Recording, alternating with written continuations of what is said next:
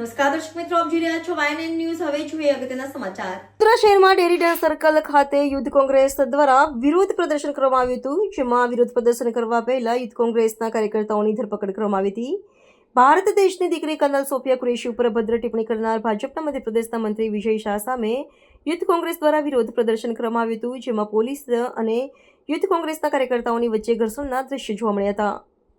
Youth Congress દ્વારા વિરોધ પ્રદર્શનની પરમિશન લીધા પછી પણ તેમણે વિરોધ કરવા દીધો ન હતો.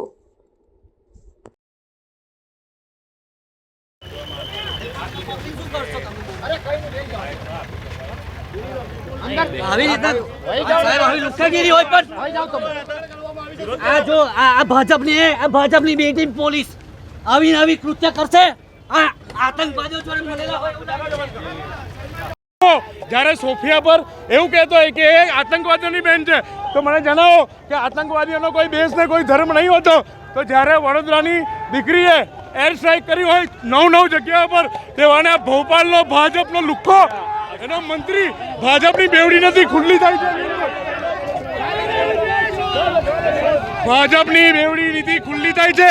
કાલે તિરંગા યાત્રા કાઢે છે અને આજે એમનો ભાજપનો લુખ્ખો મંત્રી વિજય શાહ, ભોપાલના મંત્રી સોફિયા કુરેશી, જે દેશની દીકરી છે એના પર લાંછન લાવવાનું કામ કરે છે. આતંકવાદીઓ કેટલાક NSUIના વિદ્યાર્થીઓ આવ્યા હતા.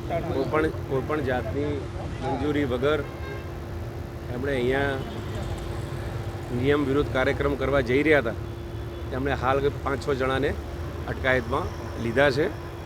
અમને ચોક્કસ માહિતી મળી હતી કે ડેરી ડેર સર્કલ પાસે NSUIના વિદ્યાર્થીઓ નિયમ વિરુદ્ધ અહીંયા એકત્રિત થઈ રહ્યા છે. જેથી અમે અહીંયા પહોંચ્યા ત્યારે આ લોકો અમને અહીંયા મળેલા અને જોરથી કાયદોની વ્યવસ્થા બગડવાનો પ્રયત્ન કરી બૂમો પાડી રહ્યા હતા. જે અમે વધુ કંઈ વ્યવસ્થા બગડે નહીં એને ધ્યાનમાં રાખી હાલ થોડાક સમય પહેલાં જ એમને ડિટેન અટકાયતમાં લીધેલ છે. તમારા વિડીયોમાં જ આવ્યું છે, એ સૂત્રોચ્ચાર કરતા હતા અને કાયદોની વ્યવસ્થા બગડવાનો પ્રયત્ન કરી રહ્યા. Subscribe now and press the bell icon. Never miss an update.